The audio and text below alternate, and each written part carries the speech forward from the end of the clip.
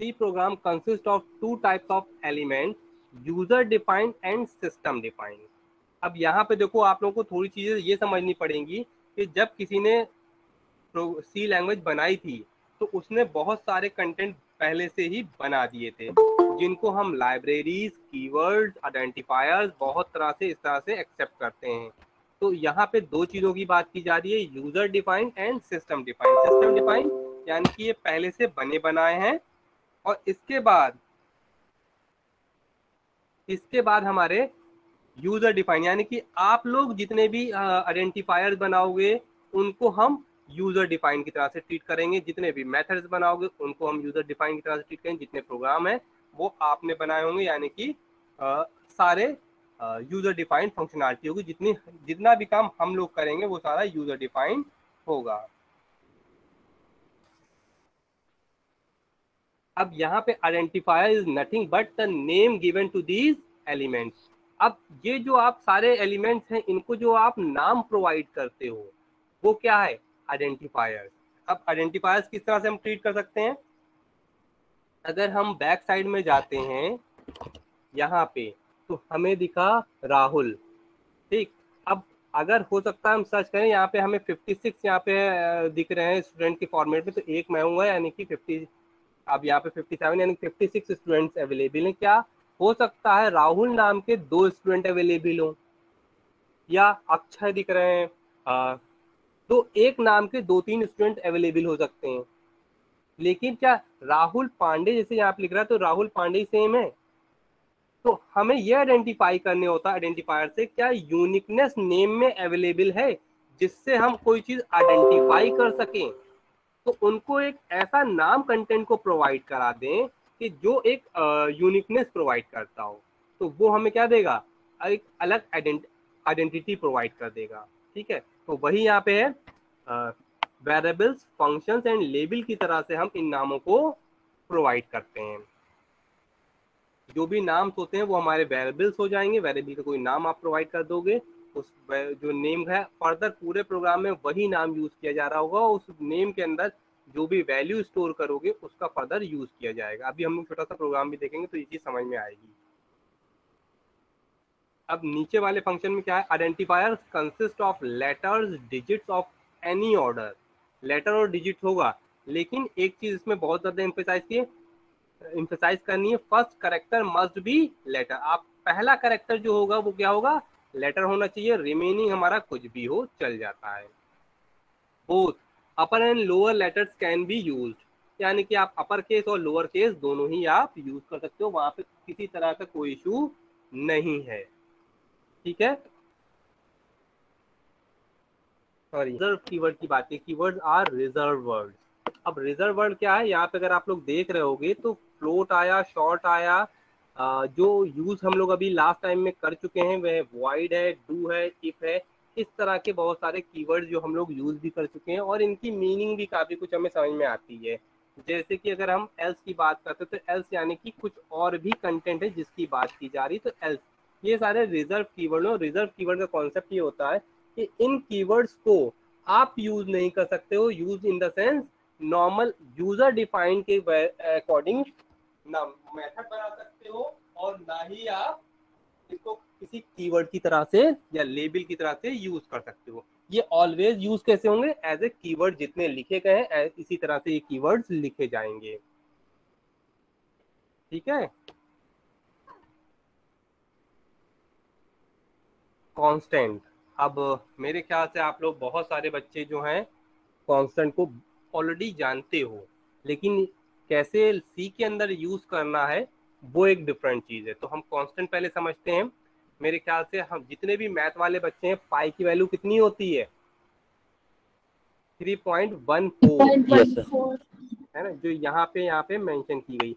अब इसमें तो देखो, अगर पाई की वैल्यू पूछी जा रही है 3.14 है, इसमें ऑलवेज 3.14 ही रहेगी, इसमें चेंज तो होना नहीं है। तो अगर हम इसको कांस्टेंट में स्टोर कर दें तो ऑलवेज हमारी वैल्यूज स्टोर रहेगी पाई की वैल्यू। तो हमने पाई की वैल्यू पी प्रोवाइड कर दिया इज इक्वल टू 3.14, ये चेंज नहीं होना है, तो हमें इसको कांस्टेंट कराना है। तो इसके लिए कीवर्ड हम क्या यूज करेंगे, CONST, CONST, यानी कि कांस्टेंट, कांस्टेंट इसके बाद डबल, डबल हो सकता है, इंट हो सकता है, फ्लोट हो सकता है, जिस तरह का भी आपको कांस्टेंट बनाना है उस तरह का यहाँ पे आप रिटर्न टाइप यानी कि in double, in, float, string आप ले सकते हो, पिक करोगे फर्दर आगे। अभी आप लोग देखोगे क्योंकि यहाँ पे इंटीजर है तो यहाँ पे डेसिमल, हेक्साडेसिमल, ये सारे बेस, बेस आपको पता होंगे 10 बेस लेना है। जब 10 लेना है तो हम काहे नहीं उस बेस को पहले से ही 10 स्टोर कर दें, तो फिर फर्दर आप उसका यूज कर सकते हो। अब अगर हम इसकी डिफिनेशन के फॉर्मेट में देखें तो क्या है, a constant is a value और an identifier whose value can not be altered, जिसकी वैल्यू आप चेंज नहीं करोगे, whose value can not be altered in the program, जहां तक आपका प्रोग्राम रन कर रहा है उसमें आपकी वैल्यू चेंज नहीं होती है, तो हम कांस्टेंट डिक्लेयर कर देते हैं उस केस में।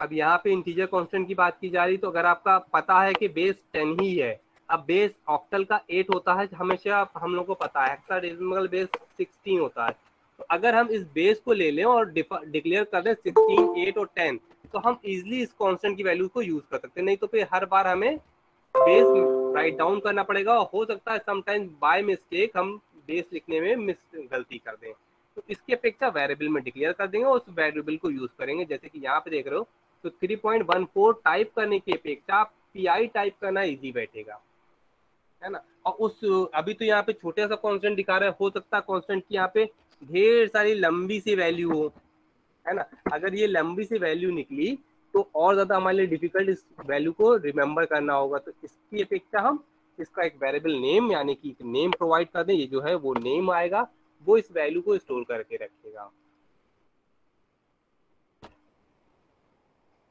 फ्लोटिंग पॉइंट अभी आपने इससे पहले भी देखा था, यहाँ पे भी फ्लोटिंग पॉइंट की बात की जा रही है, तो फ्लोटिंग पॉइंट की बात जब भी की जाएगी तो आपको इस तरह से पॉइंट की वैल्यू आएगी।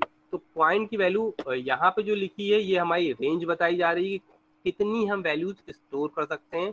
यहाँ से आपको समझने के अपेक्षा ये वाला जो वैल्यूज है 3.14, ये है फ्लोटिंग पॉइंट, यानी कि फ्लोटिंग में आप ज्यादातर हम लोग डबल यूज कर लेते हैं। डबल का सिर्फ इसलिए फायदा होता है कि जो भी वैल्यूज होती है वो मैक्सिमम रेंज में यानी कि 16 डिजिट तक फ्लोटिंग पॉइंट के आप स्टोर कर सकते हो। तो यहाँ पे 16 ना होके अगर आप देखोगे तो 2 पॉइंट के बाद की कम वैल्यूज स्टोर होती है, उतनी नहीं होंगी।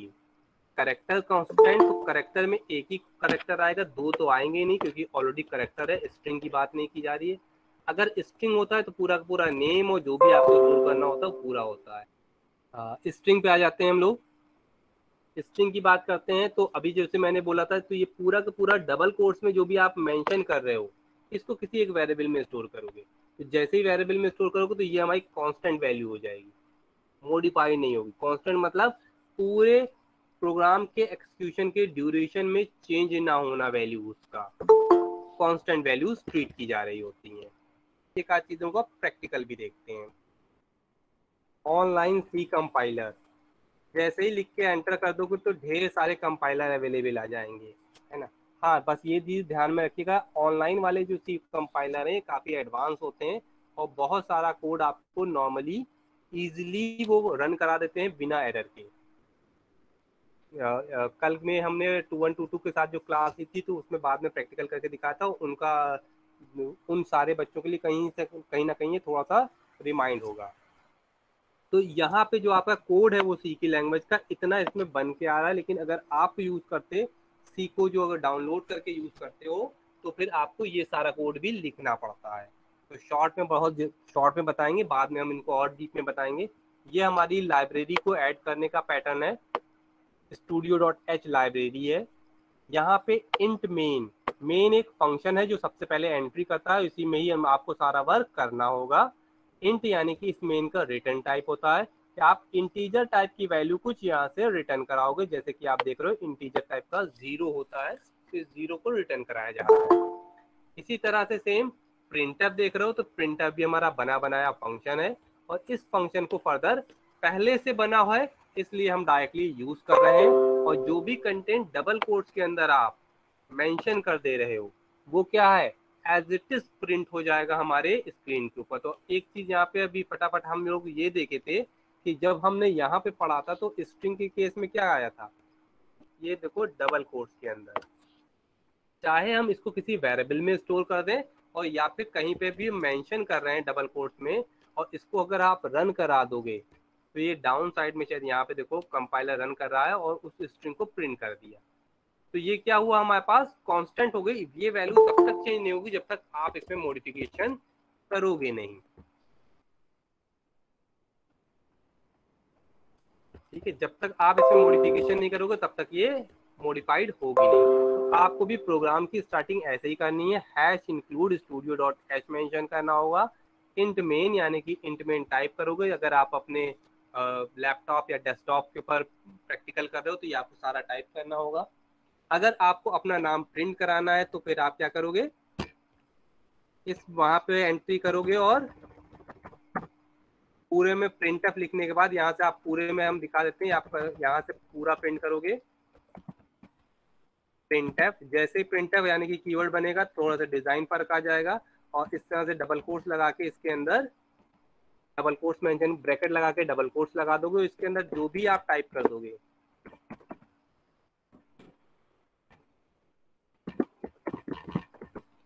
वो एज इट इज रहेगा।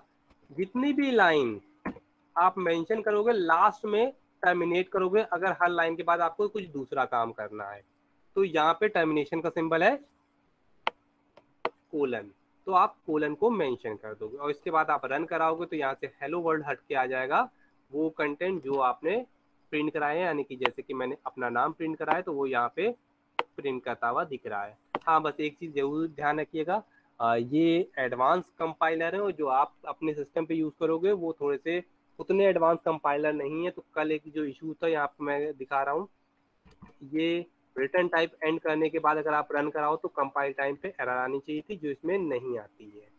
ऑटोमेटिकली वो बहुत सारी चीज़ें मेंटेन कर लेते हैं, अपने एंड से प्रोवाइड कर देते हैं। समटाइम्स दे सकते हैं और मैक्स यहाँ पे ऑलवेज नहीं दे रहे हैं।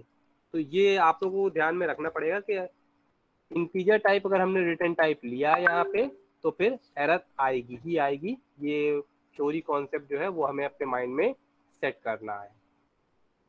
ठीक है, इतना तो ये हो गया। अगर हमने कहा कि इसके बीच में हमें एक स्पेस चाहिए तो अब हम पहले स्पेस सीक्वेंस पे आपको दिखाते हैं कि हम कौन सा स्पेस यूज कर सकते हैं और कहाँ पे यूज कर सकते हैं। अब ढेर सारे स्पेस में हॉरिजॉन्टल टैब दिख रहा है, देखो। ठीक, तो हॉरिजॉन्टल टैब है तो हम क्या कर सकते हैं, /p,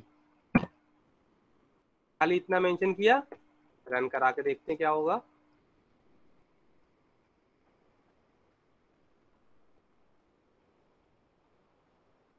अब यहाँ पे देखो, पहले एक स्पेस आ रहा था और टैब का मतलब होता है 8 कैरेक्टर्स, तो यहाँ पे 8 कैरेक्टर्स का स्पेस आने लगा। तो अगर आपने खाली /p कर दिया था तो 8 कैरेक्टर का स्पेस हॉरिजॉन्टल फॉर्मेट में प्रोवाइड कर दिया उसने। जैसे ही हमने v लिया तो v में क्या मेंशन किया था, वर्टिकल टैब, तो उसने क्या किया, फट से नीचे वाले फॉर्मेट में 8 कैरेक्टर्स प्रोवाइड कर दिए। यहाँ से नीचे आया और यहाँ से सेकंड लाइन पे आके उसने 8 कैरेक्टर कंसीडर कर दिए। तो इस तरह से आपको क्या करना है, ये जितने भी टैब जहां जहां अप्लाई किए जा सकते हैं, जहां जहां होते जाएंगे, अभी 1-2 प्रोग्राम पहले हम लोग बनाएंगे, उसके बाद इन सारे टैब्स को आप लोग अप्लाई करके देखना कि कहाँ कहाँ इश्यूज आ रहे हैं इन टैबों के साथ, ताकि इन टैब्स को आप समझ पाओगे कर क्या रहे हैं इन टैब्स की वैल्यू। ठीक है, न्यू लाइन के लिए /n होता है, यानी कि आप बहुत इजी, जो सबसे ज्यादा टैब यूज होते हैं वो t है और n है, t और n आता है। तो ये टैब सबसे ज्यादा यूज होते हैं। आप जितनी बार न्यू लाइन चाहिए होगी उतनी बार आप इसको लिखते चले जाओ। और यहाँ पे हमने 4 न्यू लाइंस लिखी हैं, यानी कि आपको अभी 4 न्यू लाइंस के बाद मसी दिख रहा हो। ये देखो यहाँ पे आउटपुट ही में नहीं आया, तो मैं आपको यहाँ स्क्रॉल करके दिखाता हूँ कि ये देखो 4 न्यू लाइंस का स्पेस प्रोवाइड किया। और जितनी न्यू लाइंस आप रिमूव कर दोगे, जितनी न्यू लाइंस आप यहाँ से रिमूव कर दोगे, जैसे कि 2 हटा दी और इसके बाद अंकित, तो 2 स्पेस के बाद आपको 2 न्यू लाइंस आपको मिल जाएंगी। ये देखो, तो इसका आपको सिर्फ प्रैक्टिकल करना है, प्रैक्टिकल कर करके देखते जाना है कि ये कहाँ पे और कैसे यूज हो रहे होंगे। ठीक,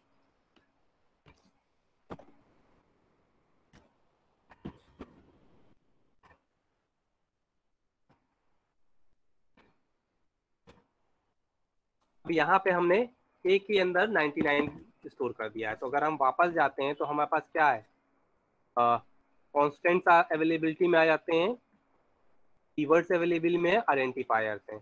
अब आइडेंटिफायर्स में वेरिएबल्स की बात की जा रही, तो यहाँ पे जो हमने आपको प्रैक्टिकल अभी दिखाया ये है variable, this is called variable. Int A यानी कि ए टाइप का एक वेरिएबल है जिसके अंदर 99 की वैल्यू स्टोर की गई है। ए टाइप का एक वेरिएबल जिसके अंदर 99 की वैल्यू स्टोर की गई है। ठीक, अब हमें इस ए को अगर प्रिंट कराना है तो फिर हम कैसे प्रिंट कराएंगे,